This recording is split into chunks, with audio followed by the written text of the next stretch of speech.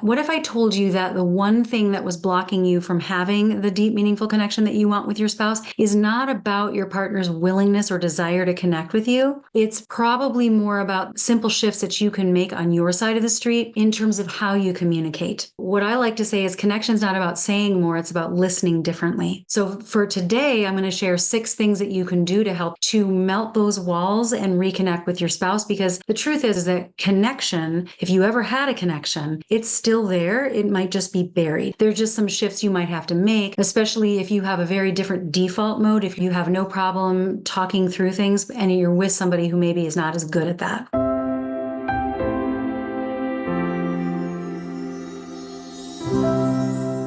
So the very first thing you want to do is stop trying to break through. You don't want to think about it as breaking down or ripping down walls. Instead, you want to think about it as I'm supporting their defenses. I'm holding them up for them so that they can relax and then they will melt away much easier. So you don't want to be demanding connection. You don't want to be mad about not getting it. You just want to first start with respecting their need for space, because if you're with somebody who's a little bit avoidant, they're going to be valuing independence and self-sufficiency, not because they don't want connection, but because that is something that helps them to feel safe and grounded. And the goal is you do want to create safety. That's what emotional connection is safety, and knowing that this person's not judging me. This person is a safe space for me. They understand me, they see me, and there's an attunement there, even if we're not talking. So no pressure, right? Because avoidants are going to withdraw when they feel really emotionally overwhelmed, which they can feel very overwhelmed if they feel pressure or suffocated, or they could be activated and stressed out, feeling like I might fail, or I don't know how to do this, I'm going to do it wrong. And so it adds this layer of emotional intensity that makes it harder for them to actually do what it is that you're hoping that they'll do, or to meet you where you want to be met. So try to align with their reality, validate their feelings instead of pushing against them.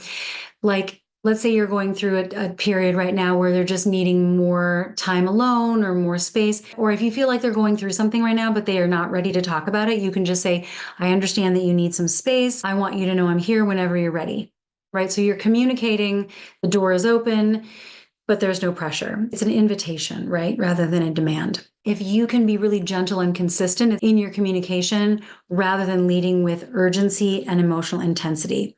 So one way to do that is to use I statements instead of blaming, like, I feel disconnected lately and I'd love to spend some time with you. Right? That's just, I'm putting it out there. It's not a criticism, but it is an I statement. So you're sharing about yourself. There's nothing wrong with that. Sharing about yourself is not pressure.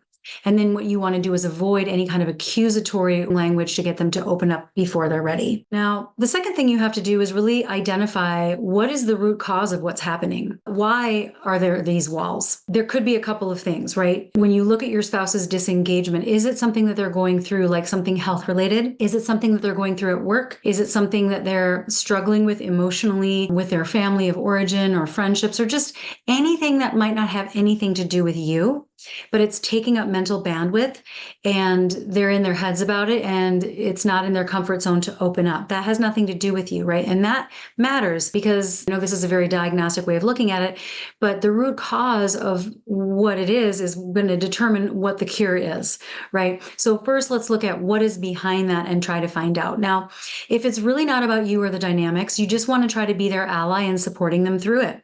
Don't put on any more demands if they're feeling under-resourced.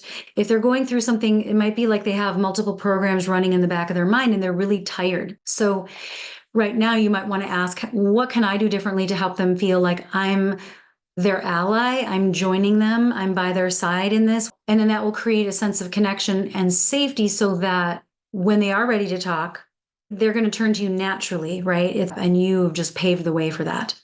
Now, if it is something that is about the dynamics, either they've told you that it is about the relationship or the dynamics, or you suspect that it is, and they haven't said that yet, you want to ask yourself, how have I contributed? Have I contributed? Maybe you haven't, but you always want to ask that and rule that out. Is there resentment that needs to be cleared? Is there something that's happened that they have feelings about that we haven't talked about and they don't know how to get that repair, and that's what's blocking them? A lot of times you can tell if there's resentment because they're not making a lot of eye contact, and they used to. If they used to make a lot of eye contact and you're noticing that they're not now, that could be resentment. So you want to explore that. Is there something that has upset them? Is there something that you can offer to repair? Ask them what they need, and if they don't know, no, then the next best thing is to just sort of be the connection that you are seeking. That expression, be the change you want to see. I know that's so trite, but it's really true. If you can show up to create that, then for them to meet you there is not as hard as waiting for them to create it from the ground up, from scratch.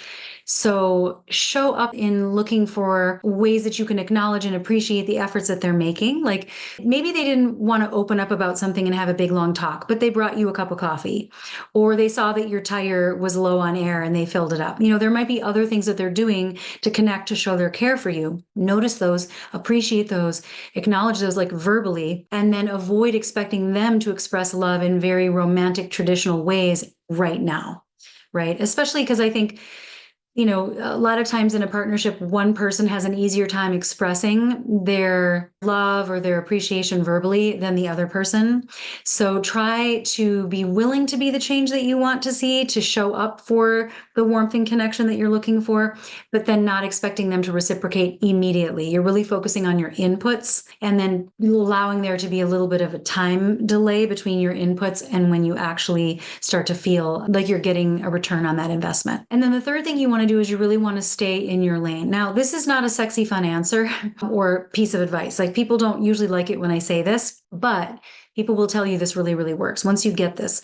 Avoidance or people that are really struggling will pull away when they feel like they're pushed into deep emotional discussions, because it could be scary for them. It's not about a lack of desire. It's about a fear of a lack of capacity or skill, or fear of disappointment. There could be something deeper. And I think a lot of times when you're trying to connect with a spouse and they're not reciprocating, it gets processed as a rejection.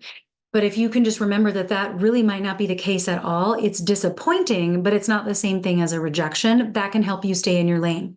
How this looks and how you can sort of visualize staying in your lane is you want to be offering a stable, secure presence without expectations. And this is just a short-term thing. I'm not saying you should never have expectations, but to kind of break through this stage that you're in right now. How can I offer a stable, secure presence without expectations? You can use very calm, non-intrusive emotional gestures like a gentle touch, a small act of kindness, a smile, a hug, just physically being around them while you're doing work on your computer, so that if they do want to just say something, you're right there, making it very easy for them to turn towards you in an organic moment.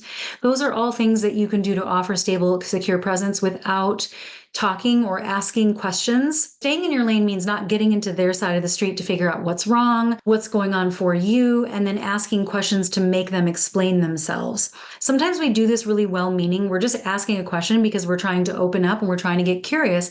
And I'm always coaching people, try to get curious. But if your curiosity is showing up in the form of questions that make them have to explain themselves to you, it can create a sense of defensiveness. Staying in your lane means leading with what it is that's even leading you to that question, rather than getting into their side of the street and trying to figure out what's going on over here. Where people get stuck is if you say, what's wrong, or is something bothering you? And they say, no, nothing's bothering me. Probably you won't accept that, and then you'll keep probing, right? And now you're in their lane trying to get them to own something on their side of the street, when really you're the one that has feelings right now. So that's what I mean by stay in your lane. Pull back the curtain on your side of the street. Why are you asking these questions? What's coming up for you? What is the meaning you're giving it? How do you feel? What would you like? That is very different. That is still staying in your lane. So it's not like you can't ever ask a question or ask for what you need, but it's done in such a way where it's about sharing rather than asking and probing and investigating and poking around on their side of the street. So hopefully that helps to make that distinction, because I think it can be a little bit of a gray area here. And you also want to keep in mind that instead of deep sit down and emotional talks, look for really low pressure ways to engage emotionally. So this could just be a side-by-side activity, going for a walk, watching a movie, cooking dinner together, and allow that bonding to happen without direct confrontation. Once you've done that, and you're feeling a little more comfortable, and you've had some positive interactions, then you have a better runway for those conversations to happen down the line. But sometimes you just can't go, 0 to 90 right away. Even though you could, your spouse might not be able to. So I've talked about this before, but communication, when we're using language, we have to use the frontal lobe of our brain. We have to have cognitive abilities, and we have to be able to retrieve what we've learned. Whereas the emotional connection and that safety piece can be nonverbal. You don't have to be formulating anything intellectually, cerebrally. It's really just about being physically present and showing a certain level of attunement, all of that can be done without using words at all or having heavy emotional conversations. Also, you want to encourage without forcing vulnerability. And how you do that is, first of all, keep in mind that they might really struggle with trusting that emotional closeness won't lead to suffocation or engulfment or rejection. That's on their side of the street, right? That has nothing to do with you. You might have not done anything to cause that, but that's just their default programming. And so that's difficult for them. So keep that in mind. And instead of asking them for their vulnerability, you show up with vulnerability. You, again, be the change that you want to see, right? So what that would look like is to say, in a matter-of-fact way, I was feeling really overwhelmed today at work, and so I took a walk and then I felt better. Or I really missed you when you were out of town, and I'm just so glad you're back, right? You're giving them the thing that you would want to see. And I do say this with a caveat of like, if you're always the one doing that and they're never responding over long periods of time, then this advice is not for you. But if you're sensing that there might be some things that have to be talked about and you have had emotional connection, then this would be the way to go. You come in forward with that vulnerability and communicate that this is what you want. You're not saying it out loud, but you're showing this is what I want the culture of our relationship to look like. You're establishing that as the culture of your relationship that you can share vulnerably with each other. And just remember not to make them immediately have to do that in kind, just so you don't feel as vulnerable.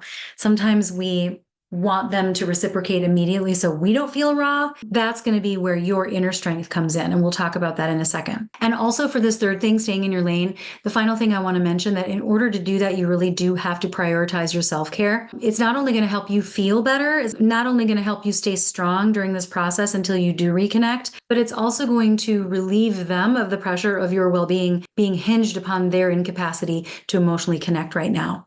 So it brings a really renewed energy and positivity back into the relationship when you can take that off of their plate. Now, what I just said about the self-care leads perfectly into the fourth thing that I want to talk about, which is really finding that strength within yourself. This is emotional regulation. It might be difficult to be vulnerable without getting anything back. It might be really difficult to focus on inputs without expecting them to meet you there immediately. You don't know how long it's going to take. We feel uncertain about the process, what's going to happen down the line, and what is that going to look like. So in the meantime, you want to really learn how to emotionally regulate. You want to be able to avoid needy energy. You want to come together with a connection that is, the backdrop is wholeness, not desperation. So this might require you to heal your own triggers, right? If their distance from you, even if it's not about you, creates panic, you really want to do some inner work. You want to look at, why is this bringing up panic? What is coming up for me? What is the meaning that I'm giving this? And can I give it different meaning? Is there wounding in my history that I need to heal so that I don't need my partner to be a certain way for me to feel okay right now? And I know that this is hard because it's very tempting to focus on them and think, gosh, if only they would understand this, if only they would just do this for me, I would feel okay. Everything would be so much better. I could back off if they just gave this thing to me. Try to reverse the order and be like, how can I give them what they need so that they can give me what I need? Find your wellness outside of that connection first. And that's part of being an adult in a relationship. It's not that you should not want the attachment, because a healthy adult relationship does have attachment. We have attachment needs. We're not supposed to be hyper independent. That's not what I'm promoting. But it is important to know that there's going to be periods of time where you're going to be disconnected, and that does not have to be a crisis. It can just be that there's a period of time where we're less close because my partner's going through something.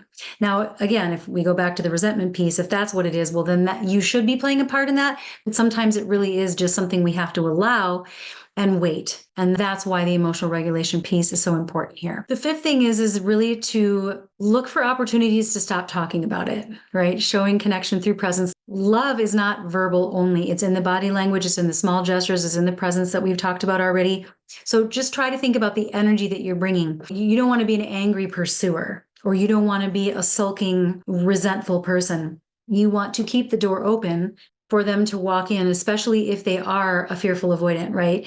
An example would be just a gentle smile or a kind word, or just something where you're saying what happened in your day. And you're kind of like non-verbally showing them the door is open if you want to walk through, but you're not trying to pull them through. That doesn't mean you can't have boundaries ultimately long-term to say, I can be in a relationship where we talk about things, but I can't stay in a relationship where we don't. Like, that's a boundary you get to hold. But if you're in a temporary stage right now, you have to think of this as a long game, right? Planting seeds until you rebuilding that connection and that trust and that safety until you can get to the place of recalibrating and saying, we need to make some changes in our relationship so that it works for both of us. And then finally, what I want to just say is please be patient and trust the process. And this is hard. Change does not happen overnight.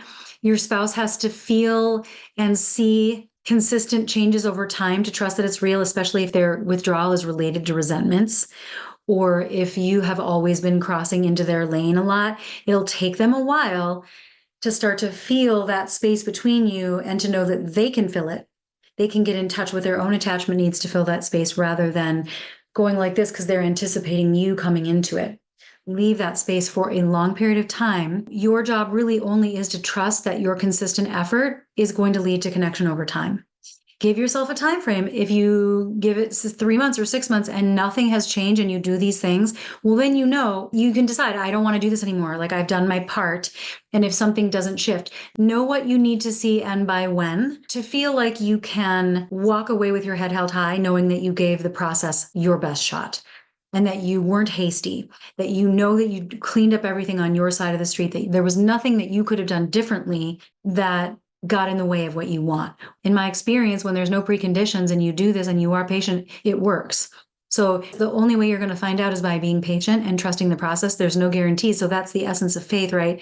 Is trusting without proof. If you can leave space for them to feel, like I said, they're going to get more in touch with what it is that they want to feel in connection with you. Every healthy adult is in touch with their connection needs. If your spouse really just isn't, then they might have their own inner work to do. But usually when we're not filling it for them, eventually they will come into touch with that. So just remember that if you can pace yourself according to the person who has less capacity for the connection that you're seeking, it will help you get there faster.